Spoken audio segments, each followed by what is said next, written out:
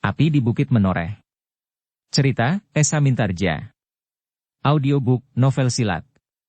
Bab 28. Tiba-tiba Tohpati mendengar kawannya yang duduk di sampingnya tertawa meringkik seperti seekor kuda. Tohpati sama sekali tidak senang mendengar suara tertawa itu, sehingga ia membentak, "Kenapa kau tertawa?" Orang yang tertawa itu terkejut. Ia sendiri tidak menyadari bahwa ia telah tertawa. Karena itu, maka ia menjadi ketakutan. "Kenapa kau tertawa, heh?" Tohpati mengulangi. Sedemikian takutnya orang itu sehingga tanpa dapat berpikir ia menjawab, "Anak itu tuan." Anak itu berbuat seperti laki-laki yang dikatakannya. "Heh," wajah Tohpati menjadi merah. Sambil menggertakkan giginya ia bertanya kepada anak muda itu, "Apa yang telah kau lakukan?" Anak muda itu menggigil seperti kawannya yang duduk di sampingnya. "Tidak, tuan," katanya dengan gemetar. Sekali ia memandangi kawannya itu, dan sesekali ia memandang kaki Tohpati. Ia sangat menyesal kenapa kawannya itu mengatakannya, dan kawannya itu pun bukan main terkejut mendengar kata-katanya sendiri. "Apa yang telah kau lakukan?" bertanya Tohpati dengan nada yang berat penuh tekanan. "Aku tidak apa-apa tuan," jawab anak muda itu terbata-bata. "Apa yang sudah kau lakukan?" ulang Tohpati. "Tidak ada tuan." Sekali lagi Tohpati bertanya, kali ini perlahan-lahan, "Apa yang sudah kau lakukan?" Tubuh anak muda itu menjadi semakin gemetar. Hampir tak terdengar ia berkata, "Aku hanya membalas sakit hatiku tuan. Aku membenci perempuan karena ibuku yang tidak setia." "Apa yang telah kau lakukan terhadap perempuan?" Laki-laki itu menjadi semakin ketakutan. Hampir-hampir ia menangis karenanya. Lamat-lamat ia menjawab, "Tidak apa-apa tuan. Aku hanya berbuat menuruti perasaan. Aku sudah menyesal." Tohpati berpaling pada kata-kata yang duduk di sampingnya. Laki-laki itu pun menunduk dalam-dalam. Tiba-tiba ia menyambar pundaknya sambil mengguncang tubuhnya, "Apa yang sudah dilakukannya?" Laki-laki itu menjadi gemetar. Bibirnya bergerak-gerak namun suaranya tidak juga keluar dari mulutnya. Ketika Tohpati sama sekali mengguncang pundaknya, barulah ia berkata, Ia membawa istri orang tuan." Bukan main marah Tohpati mendengar jawaban itu. Itu adalah perbuatan terkutuk. Perbuatan yang tidak dapat dibenarkan. Hampir saja ia memukul laki-laki kurus dan berkumis jarang yang baru berumur 18 tahun itu. Namun tiba-tiba disabarkannya dirinya. Sambil menggigit bibirnya ia menggeram. Tohpati mengangkat wajahnya. Apa yang dilakukan itu bukanlah satu-satunya kejahatan yang telah pernah terjadi di antara anak buahnya. Ia bukannya tidak mendengar bahwa anak buahnya pernah pula merampok, mencegat orang dan menyamunnya di perjalanan. Membunuh, menculik dan berbagai kejahatan-kejahatan yang lain.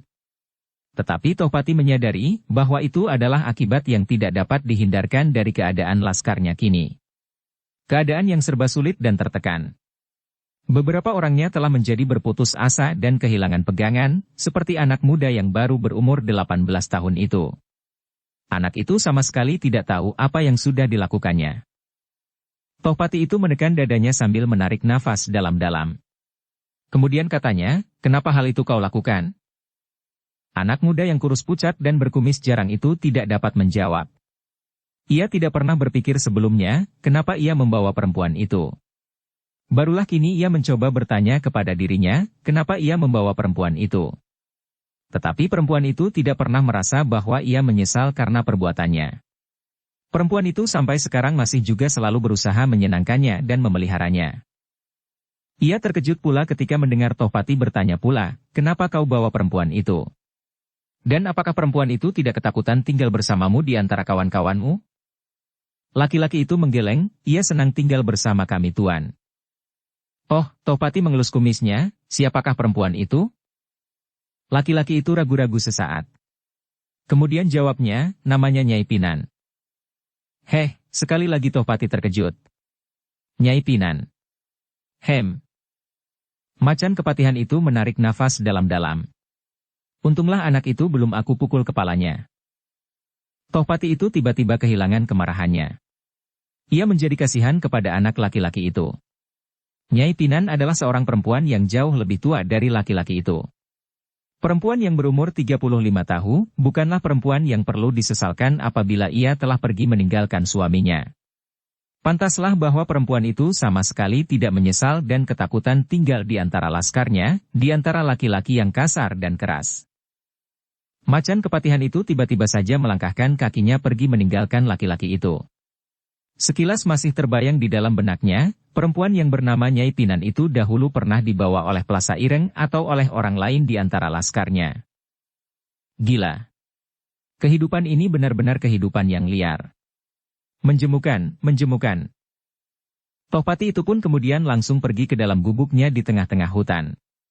Langsung ia merebahkan dirinya di atas sebuah pembaringan bambu. Sekali-sekali terdengar ia menggeram. Dibayangkannya kehidupan seluruh laskarnya.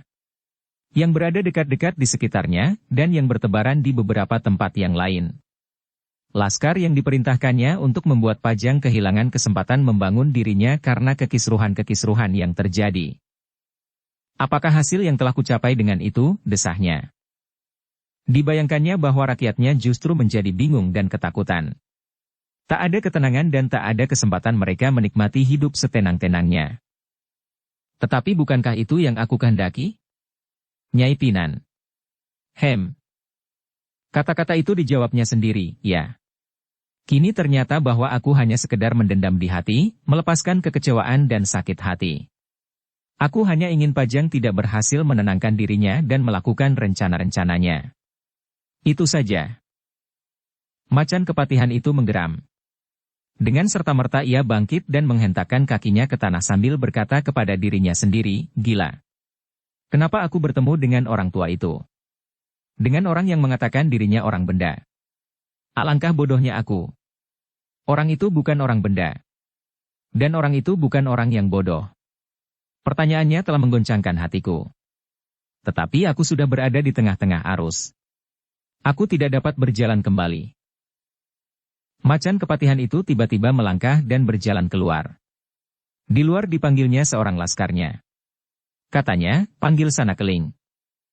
Sesaat kemudian Sanakeling telah berada di dalam gubuknya. Wajahnya tampak tegang dan sekali-sekali timbullah pertanyaan memancar dari matanya. Apakah kita sudah benar-benar siap? Bertanya Macan kepatihan. Pertanyaan itu terdengar aneh di telinga Sanakeling. Macan kepatihan telah beberapa kali melihat sendiri bahwa Laskar Jipang telah ditarik sebagian besar ke dalam hutan itu untuk melakukan rencananya yang tertunda-tunda. Kalau waktu persiapan yang diperlukan terlalu lama, maka mereka akan segera kehabisan persediaan bahan makanan. Dengan demikian maka ketahanan laskarnya pun pasti akan berkurang. Meskipun demikian, maka Sanakeling itu menjawab, sudah. Sudah sejak beberapa hari yang lalu Laskar Jipang telah siap melakukan perintah. Bahkan kini mereka hampir kehilangan gairah untuk bertempur karena pertempuran tertunda-tunda. Tohpati mengerutkan keningnya. Tetapi ia tidak dapat membantah kata-kata Sanakeling itu. Ia mengakui betapa seorang prajurit akan kehilangan semangatnya apabila mereka harus menunggu dan menunggu, sedangkan mereka sudah siap untuk melakukan setiap perintah. Sambil mengangguk-anggukan kepalanya Tohpati menjawab, baik. Aku tidak akan menunda sergapan untuk kesekian kalinya. Tetapi aku harus yakin bahwa sergapan kita kali ini akan berhasil. Kita telah mengukur kekuatan mereka, sahut Sanakeling, kita sudah tahu kekuatan-kekuatan yang ada di dalam kademangan Sangkal Putung. Dan kita kini telah memperhitungkan kekuatan itu pula. Orang yang berhasil membunuh Plasa Ireng itu pun telah kita perhitungkan. 3 orang itu dalam satu lingkaran pertempuran akan melampaui kekuatan Plasa Ireng. Sedangkan lawan alap-alap Jalatunda ternyata memerlukan perhatian. Seorang dari Mentaok akan mengawasi alap-alap Jalatunda. Widura serahkan kepadaku, dan Untara adalah lawanmu. Terserah kepadamu, apakah perlu seseorang untuk membantumu, ataukah kau merasa bahwa kau akan berhasil melawannya sendiri? Sedang jumlah laskar yang kita pergunakan kini ternyata bertambah banyak. Hanya untuk mengumpulkan mereka aku memerlukan waktu sehari. Sebab untuk mengurangi kesempatan, sebagian tersebar di beberapa tempat. Bagus. Siapkan mereka besok. Malam nanti aku akan melihat-lihat keadaan. Sanakeling mengerutkan alisnya. Dengan ragu-ragu ia berkata, apakah kau bertanya sebenarnya? Kenapa? Apakah kali ini tidak akan tertunda lagi seperti hari-hari yang lalu? Macan Kepatihan mendengar sindiran itu. Namun ia tidak menjawab. Sesaat mereka berdiam diri. Wajah Tohpati menjadi tegang. Kemudian terdengar ia berkata, tinggalkan aku sendiri. Sanakeling mengangkat alisnya. Kemudian ia berdiri dan berjalan keluar ruangan itu dengan hati bimbang. Sekali ia berpaling dan dilihatnya Tohpati menekur kepalanya. Pemimpin Laskar Jipang itu tampaknya tidak segarang beberapa saat yang lalu. Karena itulah Sanakeling menjadi cemas. Ia tidak mau melihat setiap kelemahan yang ada di dalam dirinya, di dalam tubuh laskarnya, apalagi di pucuk pimpinannya. Ia menghendaki semuanya berjalan keras, cepat dan dapat menimbulkan akibat yang menggoncangkan lawan-lawannya. Menimbulkan kengerian dan ketakutan. Sepeninggal Sanakeling, maka Tohpati itu pun segera memanggil seorang yang telah agak tua. Orang itu telah agak tua. Orang itu pernah menjadi penasehatnya dalam berbagai hal. Seorang yang tidak saja memiliki pengalaman yang luas. Namun ia adalah seorang yang memiliki daya pengamatan yang jauh. Orang tua itu berdebar-debar mendengar panggilan Tohpati. Telah agak lama Tohpati tidak memerlukannya. Hampir tidak pernah dapat ia menemui anak muda yang menggemparkan seluruh daerah Demak itu. Namun kini tiba-tiba Tohpati memanggilnya. Duduklah Paman Sumangkar. Orang yang telah agak lanjut dan bernama Sumangkar itu duduk di samping Tohpati sambil mengangguk-anggukkan kepalanya. Terima kasih, Nger. Kenapa Paman tidak pernah menampakkan diri akhir-akhir ini? Sumangkar mengerutkan alisnya yang hampir memutih. Jawabnya, Angger tidak pernah memanggil Paman ini. Dan karena itu maka aku tidak berani mengganggu Angger. Tohpati mengangguk-anggukkan kepalanya. Kemudian katanya serta-merta, Paman, aku akan memulai dengan sebuah sergapan baru. Apakah Paman sependapat? Makan kami sehari-hari. Sumangkar mengerutkan keningnya pula. Pertanyaan ini agak aneh baginya. Sudah beberapa kali Tohpati melakukannya tanpa minta pendapatnya. Tiba-tiba kini pemimpin yang garang itu bertanya tentang rencananya itu. Justru karena itu maka Sumangkar menjadi ragu-ragu. Bagaimana Paman? Desak Tohpati. Sumangkar menarik nafasnya dalam-dalam. Di kenangannya ketika Tohpati itu menjadi sangat marah, dan seterusnya hampir tak pernah ia diajaknya berbincang. Tohpati itu marah ketika ia mencoba memperingatkan bahwa segenap usaha yang akan dilakukan adalah sia-sia. Tetapi kini ia menghadapi pertanyaan itu. Pertanyaannya yang seperti pernah didengarnya dahulu. Karena itu maka untuk sejenak Sumangkar menjadi ragu-ragu. Apakah sebabnya tiba-tiba saja Tohpati memanggilnya dan bertanya kepadanya mengenai hal itu pula? Karena Sumangkar tidak segera menjawab, maka Tohpati itu mendesaknya, bagaimana Paman? Sumangkar menarik nafas dalam-dalam. Kemudian jawabnya, Raden. Pertanyaan itu sangat sulit bagiku. Kenapa? Bukankah Paman memiliki pengetahuan dan pengalaman yang cukup dalam olah keprajuritan? Bukankah Paman bekas seorang yang cukup dekat dengan Paman Mantahun? Nah, bagaimanakah pendapat Paman? Aku adalah seorang yang telah berumur agak lanjut. Seharusnya aku harus berkata sebenarnya menurut pertimbangan di dalam kepalaku. Namun aku tidak dapat menutupi kenyataan bahwa untuk berkata sebenarnya adalah sulit sekali. Bukankah Angger pernah marah kepadaku karena aku tidak sependapat dengan Angger? Tohpati menarik keningnya. Dipandanginya Sumangkar tajam-tajam seperti ingin dilihatnya pusat jantungnya. Dan karena itulah maka Sumangkar itu menundukkan kepalanya. Paman, berkata Tohpati, aku tahu Paman adalah seorang yang pilih tanding. Seorang yang memiliki kesaktian yang sukar dicari bandingnya. Kenapa Paman berpikiran terlalu pendek? Kalau Paman mempunyai tekad yang agak kuat di dalam dada Paman, maka Paman akan dapat menyumbangkan tenaga Paman dalam perjuangan ini. Tetapi selama ini Paman lebih senang mendekam di dapur sambil menghangatkan tubuh. Kenapa Paman tidak lagi bersedia memandi tombak atau memegang gagang pedang? Sumangkar mengangguk-anggukkan kepalanya, jawabnya, sudah aku katakan Raden, alasan-alasan yang memaksa aku untuk berdiam diri. Tetapi kenapa Paman tidak pergi saja dan menyeberang ke pihak Pajang? Sumangkar mengangkat kepalanya sesaat. Namun kemudian ditundukkannya lagi. Pertanyaan itu amatlah sulitnya. Meskipun demikian dijawabnya pula dengan jujur, Raden, aku adalah hamba Kepatihan Jipang sejak aku melepaskan pakaian Wira Tamtama karena umurku yang telah lanjut. Aku adalah saudara seperguruan Kakang Patih Mantahun. Aku adalah kawan berbincang, dan aku salah seorang yang ikut serta menyetujui tuntutan Arya Penangsang kepada Pajang dan putra-putra Sultan Trenggana yang lain. Tetapi caraku agak berbeda dengan cara yang telah ditempuh Angger Pangeran. Aku menyarankan agar Angger melakukan tuntutan dan perjuangan tanpa mengorbankan saudara-saudara sepupunya dengan cara yang telah ditempuh. Dengan demikian maka Kaula Demak akan segera melihat noda-noda pada dirinya. Tetapi itu telah ditempuhnya, dan aku tidak dapat menghindarkannya. Kakang Mantahun adalah seorang yang keras hati sehingga Arya Penangsang yang terlalu dilanda oleh arus perasaannya itu terbakar oleh rencananya. Dan terjadilah apa yang telah terjadi. Apakah dengan demikian masih ada kemungkinan bagiku untuk menyeberang ke Pajang? Tohpati mendengarkan kata demi kata dengan penuh perhatian. Ia merasakan bahwa apa yang terjadi kemudian adalah akibat dari ketergesa-gesaan para pembantu Arya Penangsang. Namun sebagai seorang prajurit yang terpercaya, maka ia tidak dapat berbuat lain daripada meneruskan perjuangan itu. Tetapi apakah yang dapat dicapainya dengan perjuangannya itu? Meskipun demikian Tohpati itu berkata tajam, tetapi Paman selama ini hampir tidak berbuat apa-apa. Pada saat Adipati Penangsang masih melakukan perjuangan, Paman ternyata menjadi seorang yang ditakuti di garis-garis perang. Namun kemudian Paman tidak lebih dari seorang juru masak yang malas. Kenapa Paman tidak mau bertempur seperti masa-masa lampau itu? Sumangkar menarik alisnya tinggi-tinggi. Sebagai seorang yang telah berusia lanjut, maka ia dapat berpikir dengan tenang.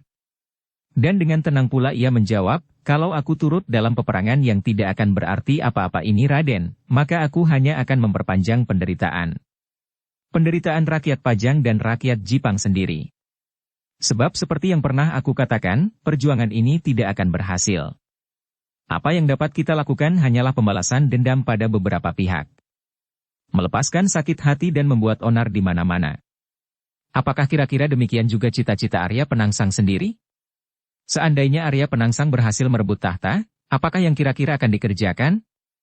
Memanjakan diri sendiri atau berbuat sesuatu untuk membentuk Demak menurut seleranya? Nah, bandingkanlah dengan apa yang kau lakukan Ger. Dengan anak buah Angger dan dengan seluruh perbuatan Laskar Jipang ini. Tohpati mengerutkan keningnya. Terdengar ia menggeram. Kata-kata Sumangkar itu hampir seperti kata-kata orang tua yang dijumpainya di sungai beberapa hari yang lampau. Kata-kata orang tua yang telah memiliki berbagai pertimbangan. Tetapi Tohpati masih ingin meyakinkan dirinya, Paman, apakah dengan demikian kita tidak menjadi seorang pengecut? Seorang yang tidak berani menghadapi pahit getir perjuangan? Seorang prajurit sejati akan pantang menyerah.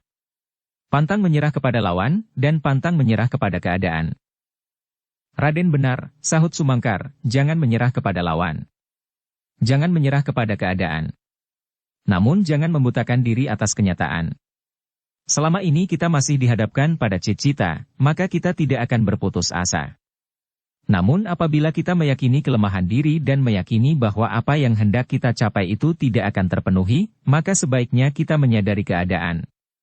Korban telah semakin banyak dan korban itu tidak akan berarti apa-apa. Korban yang sia-sia. Korban dari nafsu pembalasan dendam dan sakit hati. Tohpati tidak berkata apa-apa lagi. Ia kini seakan-akan melihat sebuah gambaran yang suram tentang masa depan laskarnya. Ia kini melihat betapa korban berjatuhan di kedua belah pihak tanpa dapat merubah keadaan. Korban yang menurut Sumangkar adalah korban yang sia-sia. Sesaat mereka berdiam diri.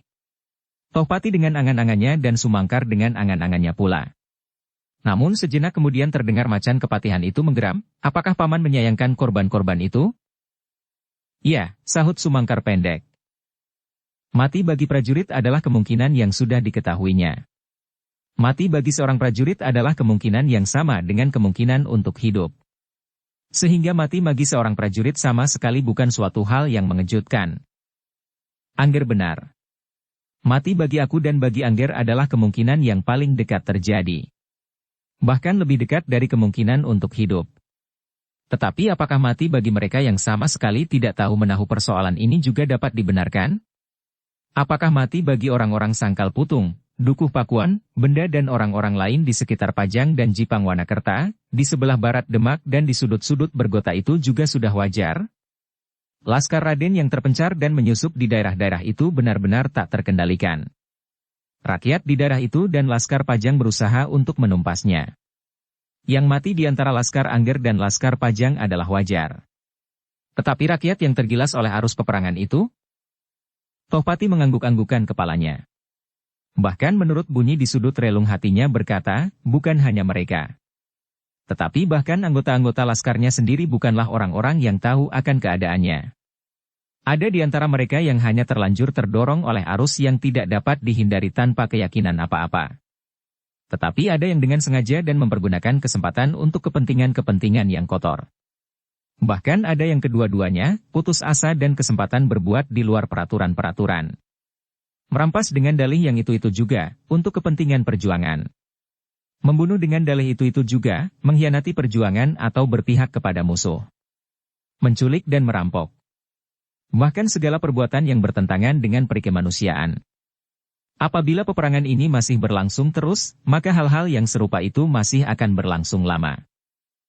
Kembali mereka berdua terlempar dalam kesenyapan. Yang terdengar hanyalah nafas macan kepatihan yang semakin cepat mengalir lewat lubang-lubang hidungnya. Matanya yang tajam menerkam dinding bambu yang berlubang-lubang di hadapannya. Tetapi lubang-lubang itu kini sama sekali sudah tidak kelihatan. Ketika Tohpati berpaling menembus celah-celah tutup keong gubuknya yang tidak rapat, maka terdengar ia berdesis, sudah hampir gelap. Sumangkar mengangguk-anggukan kepalanya. Ya, sudah hampir gelap. Tiba-tiba Tohpati berdiri. Beberapa langkah ia berjalan ke sudut ruangan itu. Diraihnya tongkat baja putihnya yang tersangkut di atas pembaringannya. Sumangkar memandang senjata itu dengan wajah yang tegang. Ia tidak tahu, apakah yang akan dilakukan oleh macan kepatihan yang garang itu. Tetapi ketika ia melihat Tohpati memutar tubuhnya, dan dilihatnya dalam keremangan ujung malam itu kesan sikap yang wajar, maka Sumangkar pun tidak beranjak dari tempatnya. Dari lubang pintu cahaya pelita menembus masuk ke dalam ruangan. Bukan pelita, tetapi sebuah obor yang menyala-nyala di samping di mulut pintu. Paman, aku ingin berjalan-jalan bersama Paman malam ini, suara Tohpati datar dalam nada yang rendah. Dada Sumangkar berdesir. Tidak pernah Tohpati membawanya pergi akhir-akhir ini. Kini tiba-tiba macan kepatihan itu mengajaknya. Banyak hal yang dapat terjadi kemudian. Apakah macan kepatihan itu marah kepadanya? Apakah macan kepatihan itu ingin mendengar pendapat-pendapatnya lebih lanjut? Adalah teka-teki yang tak dapat diketahuinya. Tetapi sudah tentu ia tidak dapat menolak. Kalau Tohpati ingin berbuat jahat kepadanya, maka sudah tentu ia tidak akan pergi berdua, sebab Sumangkar tahu pasti bahwa Tohpati menyadari keadaannya. Sumangkar bukanlah lawannya. Sumangkar adalah takaran 2-3 kali daripadanya. Sebab Sumangkar adalah saudara seperguruan dari gurunya, Patih Mantahun. Tetapi apa yang dilakukan Sumangkar itu kemudian tidak lebih dari seorang juru masak yang baik. Bahkan sebagian besar dari laskarnya yang baru ditemukan oleh orang-orang Jipang sepanjang peperangan atau prajurit-prajurit Jipang yang tersebar di mana-mana tidak mengenal Sumangkar dengan baik. Mereka menyangka bahwa orang itu benar-benar seorang juru masak. Ketika Sumangkar tidak segera menjawab, maka sekali lagi Tohpati berkata, Paman, kita pergi berdua malam ini. Kemana Nger? Tohpati menarik nafas dalam-dalam.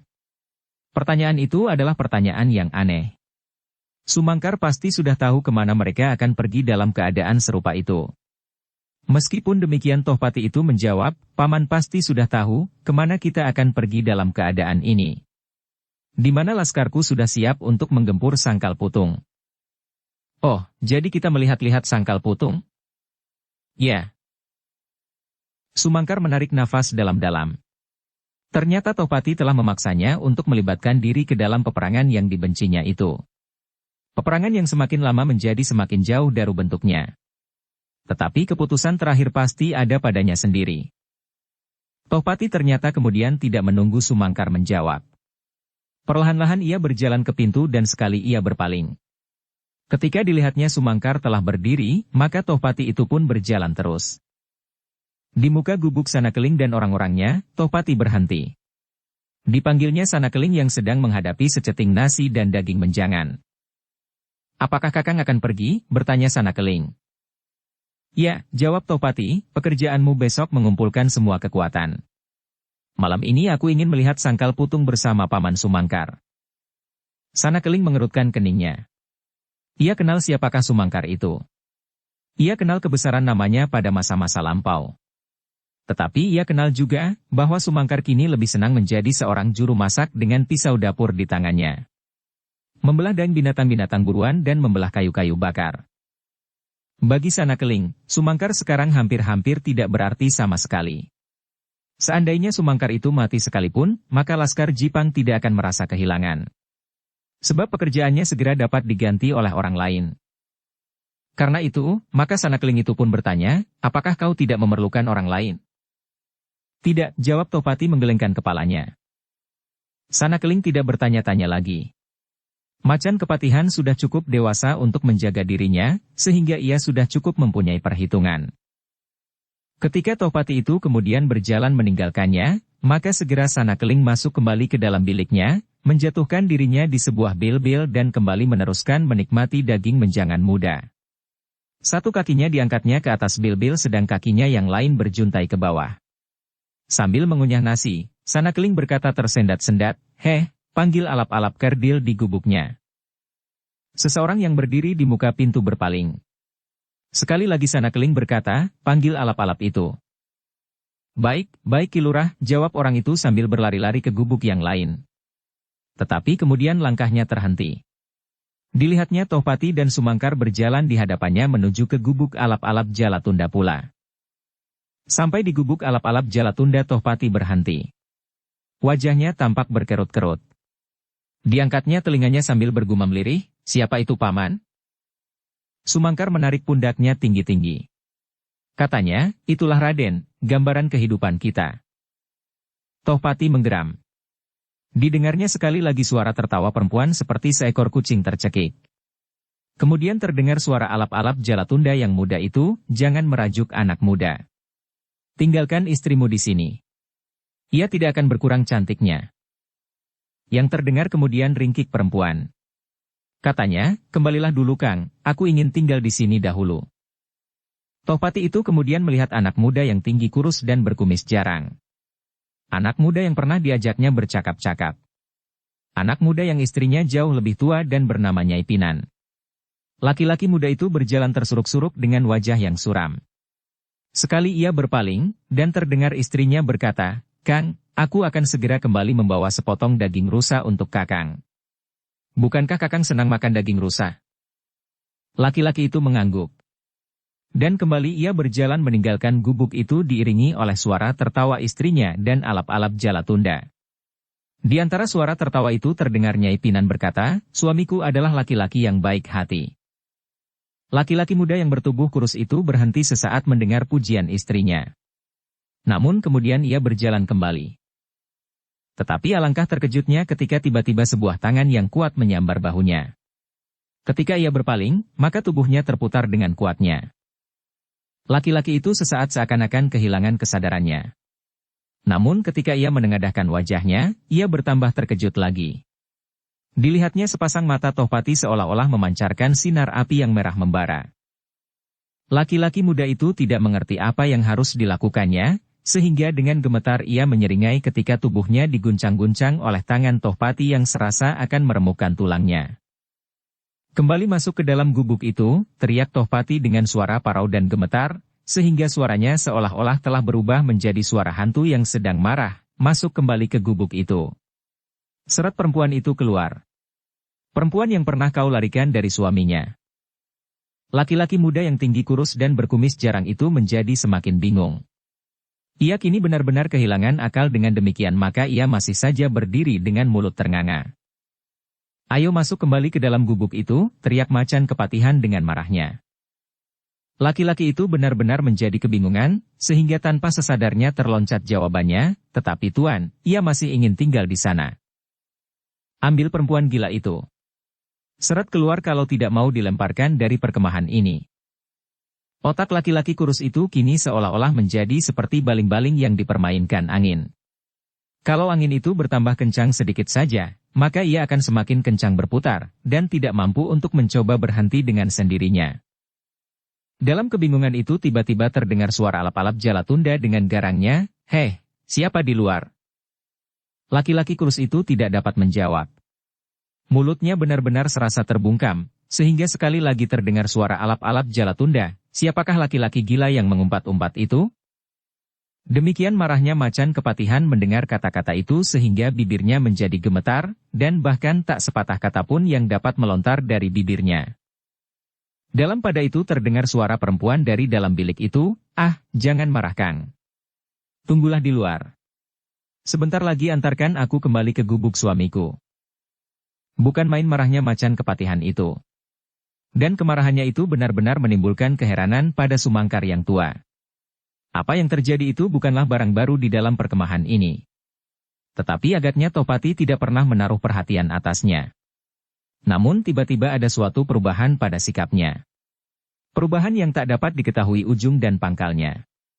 Namun yang dilihatnya kini Macan Kepatihan itu tidak dapat lagi mengendalikan kemarahannya. Karena itu, maka tiba-tiba Tohpati itu mengangkat tongkatnya tinggi-tinggi. Sekali ia meloncat mendekati gubuk itu, dan dengan sekuat tenaganya tiang sudut gubuk itu berderak patah, dan runtuhlah sudut gubuk alap-alap Jalatunda. Mendengar suara berderak-derak itu, alangkah terkejutnya alap-alap Jalatunda dan Nyai Pinan. Dengan tangkasnya anak muda itu meloncat ke pintu dan dengan sebuah loncatan yang panjang ia telah berdiri tegak di luar pintu. Tetapi alangkah terkejutnya alap-alap yang garang itu. Demikian ia berdiri tegak, maka dengan serta-merta sebuah tangan terjulur ke arahnya dan dengan kuatnya menggenggam leher bajunya. Alangkah kuatnya tangan itu. Alap-alap Jalatunda itu serasa kehilangan segenap kekuatannya ketika tangan itu menariknya. Sebelum alap-alap Jalatunda sadar akan keadaannya, maka sebuah tamparan yang keras mengenai pipinya. Kini ia terhuyung-huyung. Tangan yang kuat itu telah tidak menggenggam bajunya lagi, sehingga alap-alap itu terbanting jatuh. Namun sebenarnya tubuh alap-alap Jalatunda itu sedemikian kokohnya. Demikian ia terguling, maka segera ia meloncat berdiri di atas kedua kakinya yang kokoh. Kini barulah ia melihat siapakah laki-laki yang telah menamparnya itu. Seorang laki-laki yang bertubuh tinggi kekar berkumis tebal melintang. Macan Kepatihan. Ketika disadarinya siapa yang berdiri di hadapannya itu, maka berdesirlah hatinya. Tiba-tiba ia tidak lagi bersikap garang. Sekali ia membungkukkan badannya dan berkata, "Maafkan aku Raden. Aku tidak tahu bahwa Raden berada di sini." Terdengar gigi Macan Kepatihan gemeretak menahan kemarahannya yang memuncak. Dengan tajamnya ia memandangi wajah alap-alap Jalatunda yang tunduk. Seandainya pada saat itu alap-alap Jalatunda berkata sepatah kata saja, maka wajahnya pasti akan menjadi bengkak, karena Tohpati telah menggenggam tinjunya siap untuk memukul mulut alap-alap Jalatunda itu. Namun untunglah bahwa Sumangkar sempat menenangkannya, katanya, "Sudahlah Ngger, biarlah ini menjadi pelajaran bagi setiap orang di perkemahan ini." Anak muda itu telah menyesal. Tohpati tidak menjawab. Diedarkannya pandangan matanya berkeliling. Ternyata di sekitar tempat itu telah berdiri berkerumun beberapa orang. Di ujung berdiri seseorang dengan mulut yang bergerak-gerak, sana keling. Meskipun ia tegak dengan wajah tegang, namun mulutnya masih saja mengunyah daging menjangan yang belum sempat ditelannya. Tohpati itu kemudian melangkah selangkah maju. Dengan tongkatnya ia menunjuk ke dalam kekelaman malam, kekelaman hutan di sekitarnya, perempuan yang jahat. "Pergi dari sini. Kaulah yang membawa sial dalam laskar kami." "Raden," cegah Sumangkar, "hati-hati, biarkan perempuan ini di sini. Tempatkanlah perempuan itu pada suaminya. Jangan meninggalkan tempat ini. Kalau ia pergi maka suaminya lah yang akan menjadi gantinya." Betapa marahnya Macan Kepatihan, namun naluri kepemimpinannya segera merayapi otaknya. Karena itu, maka katanya, "Paman benar. Perempuan itu tidak boleh meninggalkan tempat ini." Kemudian katanya kepada laki-laki kurus berkumis jarang, "Kau menjaga istrimu di gubuk ini. Biarlah alap-alap gila itu mencari tempat lain. Kalau istrimu sampai meninggalkan tempat ini, maka lehermu menjadi taruhannya." Laki-laki itu mengangguk-anggukan kepalanya dalam-dalam sambil gemetar. Ia tidak tahu kenapa istrinya tidak boleh meninggalkan tempat itu. Apakah besok istrinya akan dihukum? Apakah ada persoalan-persoalan lain yang akan dilakukan oleh Macan Kepatihan itu? Tetapi ia hanya mampu menjawab, "Ya, ya Tuan." Namun Sumangkar yang berpengalaman itu dapat membayangkan apa saja yang akan terjadi seandainya perempuan itu benar-benar meninggalkan perkemahan itu. Perkemahan yang dengan hati-hati dipersiapkan khusus untuk tujuan yang penting. Perkemahan yang dibangun dengan tergesa-gesa untuk mempersiapkan laskar-laskar Jipang yang terpencar di segala penjuru. Kalau perempuan itu lepas dengan luka di hatinya, maka perkemahan itu pasti segera akan hancur. Sebab tidak mustahil, tempat itu pun akan segera diketahui oleh Untara dan Widura. Untunglah bahwa Tohpati segera menyadari pula keadaan itu, sehingga orang-orang Untara belum dapat mengetahui dengan pasti letak perkemahan itu. Hubungan-hubungan yang dibuat dengan orang-orang dalam masih terlalu sulit dan kesempatan untuk itu masih belum dapat diperoleh. Yang baru diketahui oleh orang-orang Untara adalah persiapan-persiapan dan kesibukan dari beberapa orang yang terpencar-pencar. Pemusatan kekuatan di sekitar daerah yang sudah dikenal. Namun secara pasti, tempat itu belum dapat diketahui. Apalagi tempat ini belum lama dibangun, setelah beberapa puluh kali berpindah-pindah. Nyai Pinan kemudian menjadi ketakutan bukan alang kepalang. Merangkak-rangkak ia menangis minta ampun. Bahkan ketika ia hampir sampai di hadapan Tohpati, maka segera ia menjatuhkan dirinya menelungkup. Namun Tohpati tidak menghiraukannya. Sekali lagi matanya beredar di antara orang-orangnya yang berdiri berkerumun sambil menahan gelora hati masing-masing. Dengan lantang ia berkata, aku tidak mau melihat perbuatan terkutuk berulang di perkemahan ini. Dan sebelum gema suaranya lenyap dalam kekelaman malam, maka segera Tohpati itu melangkah pergi. Beberapa orang menyibak ke samping memberinya jalan. Tanpa menoleh Tohpati berjalan masuk ke dalam malam yang gelap. Di belakangnya Sumangkar berjalan cepat-cepat. Di ujung perkemahan itu Sumangkar masih sempat meraih sebuah golok pembelah kayu. Kalau mereka pergi ke Sangkal Putung, maka perjalanan itu bukanlah perjalanan tamasya di malam purnama. Sehingga karena itu, maka golok itu akan sangat bermanfaat baginya apabila ditemuinya bahaya di perjalanan. Sepeninggal Tohpati, Sanakeling melangkah maju. Mulutnya yang masih mengunyah daging menjangan itu berkata, apakah yang kau lakukan alap-alap kecil? Alap-alap Jalatunda menundukkan wajahnya. Terasa darah yang seakan-akan menggelegak, namun ia tidak berani berbuat apa-apa. Meskipun demikian terasa juga bahwa telah terjadi suatu perubahan sikap pada Tohpati yang garang itu. Meskipun Pratanda yang juga bergelar alap-alap Jalatunda itu belum menjawab, namun dengan melihat Nyai Pinan yang masih merangkak-rangkak, segera Sanakeling dapat menduga apa yang telah terjadi. Karena itu, maka gumamnya di dalam mulutnya, karena itu aku tidak mau berurusan dengan perempuan. Perempuan di mana-mana dapat menimbulkan persoalan. Dunia ini dapat menjadi sedemikian indah dan menggairahkan karena perempuan. Namun dunia ini dapat berubah menjadi neraka juga karena perempuan. Nah alap-alap kecil, jangan menyesal. Yang sudah biarlah terjadi, tetapi ingatlah untuk seterusnya, bahwa macan kepatihan yang garang itu membenci perempuan. Alap-alap Jalatunda mengangkat wajahnya. Dilihatnya Sanakeling masih menggerak-gerakkan mulutnya. Tetapi alap-alap Jalatunda tidak berkata apa-apa. Dengan langkah yang gontai ia berjalan meninggalkan tempat itu. Mau kemana? Bertanya Sanakeling. Tidak kemana-mana, sahut alap-alap Jalatunda. Kau tidak boleh menempati gubuk yang hampir roboh itu. Tidurlah di tempatku bersama orang-orangku. Alap-alap Jalatunda menggeleng, katanya, aku akan tidur bersama orang-orangku sendiri. Sanakeling dengan susah payah menelan segumpal daging yang tidak dapat dikunyahnya. Sesaat terasa kerongkongannya tersumbat. Namun setelah gumpalan daging itu melalui lehernya ia berkata, terserahlah, tetapi aku akan berbicara kepadamu. Datanglah ke gubukku. Tentang apa? Bertanya alap-alap Jalatunda. Tidak tentang perempuan, sahut Sanakeling.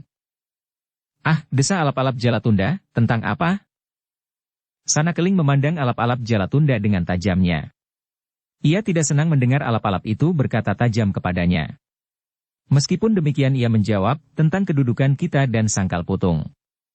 Pergilah. Apa yang akan kita bicarakan? Pergilah ke gubukku, desak Sanakeling. Kita bicara di sini saja. Sanakeling mengerutkan keningnya. Katanya, apakah kau sudah menjadi gila? Alap-alap Jalatunda tidak memperdulikannya. Selangkah ia berjalan ke samping sambil bergumam, aku akan pergi. Pergilah ke tempatku. Aku perlu berbicara tentang berbagai persoalan. Alap-alap Jalatunda yang sedang dibakar oleh gejolak hatinya itu menjawab dengan jengkelnya, berbicaralah di sini. Sanakeling menjadi marah pula karenanya. Selangkah ia maju sambil menggeram perlahan-lahan, alap-alap kecil. Jangan menjadi gila. Kau dihukum karena kesalahanmu. Jangan membuat persoalan baru. Pergi ke gubuk itu, atau aku tampar mulutmu di muka anak buahmu. Aku masih merasa berbaik hati kepadamu bahwa aku memperingatkanmu perlahan-lahan. Langkah alap-alap Jalatunda itu terhenti. Alangkah sakit hatinya mendengar geram itu. Tetapi ketika dilihatnya mata Sanakeling yang seolah-olah menyala itu pun, hatinya menjadi kecut. Disadarinya kini kekecilannya di antara para pemimpin Jipang. Sanakeling adalah orang yang garang segarang Plasa Ireng yang telah mati dibunuh oleh Sidanti dengan luka arang keranjang di tubuhnya. Sekali lagi alap-alap Jalatunda terpaksa menahan gelora di dadanya. Ditelannya kepahitan itu meskipun hatinya tidak ikhlas. Karena itu, maka ia menjawab pendek, "Iya, aku akan pergi ke sana." Sanakeling menarik nafas panjang. Namun matanya masih saja menyalakan kemarahannya. Dengan langkah yang berat ia berjalan meninggalkan gubuk itu sambil memperingatkan perempuan yang masih saja menangis sambil duduk di tanah, "Ingat semua kata-kata macan kepatihan supaya nyawamu tidak dicabut dengan tongkatnya yang mengerikan itu. Sekali kepalamu tersentuh kepala tongkatnya, maka otakmu pasti akan berhamburan. Nah, masuklah ke gubuk itu dan jangan meninggalkan tempat ini." "Baik Tuan. Aku tidak berani melanggar perintah itu," tangis Nyai Pinan. Sanakeling itu pun kemudian kembali ke gubuknya.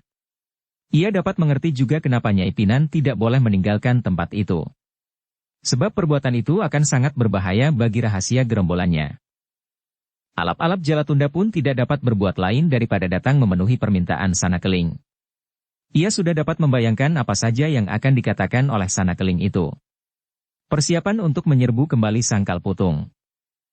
Dalam pada itu, Tohpati berjalan dengan tergesa-gesa meninggalkan perkemahannya, seakan-akan ia ingin segera pergi sejauh-jauhnya dari tempat itu. Tempat yang dibangunnya sebagai landasannya untuk meloncat ke daerah perbekalan yang subur, Sangkal Putung. Namun perkemahan itu telah menumbuhkan kebencian padanya. Tempat yang terkutuk. Tempat yang dipenuhi oleh berbagai ciri kehidupan liar yang benar-benar menjemukan. Ia tidak mengerti apa yang terjadi di dalam dirinya, bahwa baru sekarang ia merasa muak melihat perbuatan-perbuatan itu. Bukankah sebelumnya telah diketahui, setidak-tidaknya pernah didengarnya bahwa hal-hal semacam itu pernah dan bahkan sering terjadi? Kenapa pada saat itu ia tidak berbuat apa-apa? Kenapa pada saat itu dibiarkannya kemaksiatan semacam itu tumbuh seenaknya? Macan kepatihan itu menggeram. Ketika ia berpaling dilihatnya Sumangkar berjalan beberapa langkah di belakangnya sambil menjinjing sebilah golok. "Apakah yang paman bawa itu?"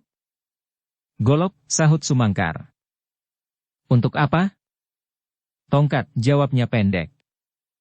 Tohpati mengerutkan keningnya dan memperlambat langkahnya, sehingga Sumangkar pun berjalan lebih lambat pula. Sekali-sekali macan kepatihan itu berpaling dan akhirnya ia berkata, "Golok itu terlampau pendek untuk dijadikan tongkat." Sumangkar terkejut mendengar kata-kata itu.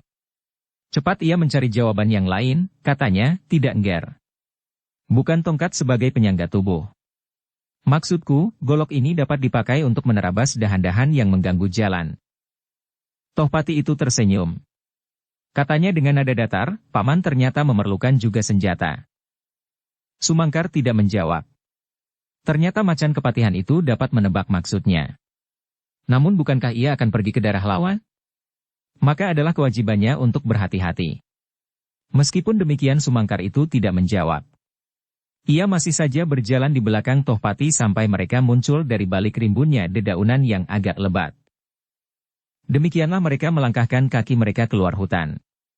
Tohpati menarik nafas lega, seolah-olah ia telah keluar dari suatu daerah yang dibencinya. Suatu daerah yang sama sekali tidak menyenangkan. Seakan-akan ia baru keluar dari suatu tempat yang padat pepat sehingga menyesakkan nafasnya. Ketika Tohpati menengadahkan wajahnya, di langit dilihatnya bulan yang terbelah. Sehelai-sehelai awan yang putih hanyut di bawah arus angin yang lembut. Sekali lagi Tohpati menarik nafas dalam-dalam. Bulan itu tampaknya sangat asing baginya. Sudah beberapa tahun ia melupakan keindahan bulan, langit yang sumebelak, bintang-bintang dan bahkan melupakan apa saja yang dapat memberinya kesegaran seperti malam ini. Angin yang lembut dan daun-daun yang bergerak-gerak dibelai oleh angin yang lembut itu. "Hem," desahnya. Sumangkar melangkah lebih cepat lagi, sehingga ia berjalan di samping macan kepatihan itu. Ketika ia mendengar Tohpati itu berdesah, ia berpaling. Tetapi ia tidak bertanya apa-apa. Tohpati masih mengagumi kesegaran angin malam dan kelembutan sinar bulan setengah. Cahaya yang redup kekuning-kuningan dan daun-daun yang hijau gelap seperti langit di garis cakrawala. Dari dalam kekelaman malam, menjulang lamat-lamat gunung Merapi menyentuh langit. Paman, tiba-tiba terdengar Tohpati itu berkata, umurku sudah cukup banyak paman. Sudah sepertiga abad. Tetapi aku merasa tiba-tiba menjadi orang asing di sini. Asing dari alam di sekitarku ini. Sumangkar mengangguk-anggukan kepalanya. Pertanyaan itu telah mengatakan kepadanya bahwa terjadi sesuatu pergolakan di dalam dada murid saudara seperguruannya itu. Namun Sumangkar menjawab, mungkin Angger merasa asing. Tetapi alam yang Raden anggap asing ini adalah alam yang sehari-hari telah memeluk Angger dalam rangkumannya. Alam ini mengenal Angger dengan baik. Sebab Angger adalah bagian daripadanya. Angger telah lahir dari sumber yang sama. Tohpati berdesir mendengar kata-kata Sumangkar itu. Tiba-tiba disadarinya bahwa alam adalah saudara kandungnya. Pepohonan, hutan, gunung, ngarai, bahkan bintang dan bulan, matahari dan seluruh isi angkasa. Semuanya telah tercipta oleh Sabda yang Maha Pencipta. Semesta alam dan isinya. Juga manusia yang amat kecilnya dibandingkan dengan seluruh kebesaran alam ini. Tetapi selama ini Tohpati tidak pernah mengingat sumbernya lagi. Yang diingatnya sehari-hari adalah nafsu yang menyala-nyala di dalam dadanya untuk memusnahkan lawan. Membunuh dan menghancurkan. Membuat malapetaka dan meruntuhkan air mata. Sekali lagi Tohpati menengadahkan wajahnya. Bulan itu masih memancar di langit, dan bintang-bintang masih bergayutan pada dataran yang biru. Paman, gumam macan kepatihan itu perlahan-lahan, besok kita akan mulai dengan persiapan yang terakhir. Mudah-mudahan kita akan dapat merebut daerah perbekalan itu kali ini. Sumangkar berpaling. Kata-kata itu sama sekali tidak bernafsu seperti arti katanya. Tohpati itu seakan-akan berkata asal saja mengucapkan kata-kata. Karena itu Sumangkar tidak segera menjawab. Dibiarkannya Tohpati berkata pula, besok kita akan mulai lagi dengan suatu gerakan. Aku mengharap lusa kita telah berada di Sangkal Putung. Sumangkar mengangguk-anggukan kepalanya. Jawabnya pendek, Angger. Tohpati sama sekali tidak tertarik kepada jawaban Sumangkar. Bahkan seolah-olah tidak didengarnya. Ia masih saja berkata seterusnya, besok aku akan mulai dengan pembunuhan-pembunuhan dan kematian-kematian baru. Besok aku mengadakan benturan-benturan antara manusia dengan manusia. Antara sesama yang mengalir dari sumber yang satu. Bersambung ke bab 29.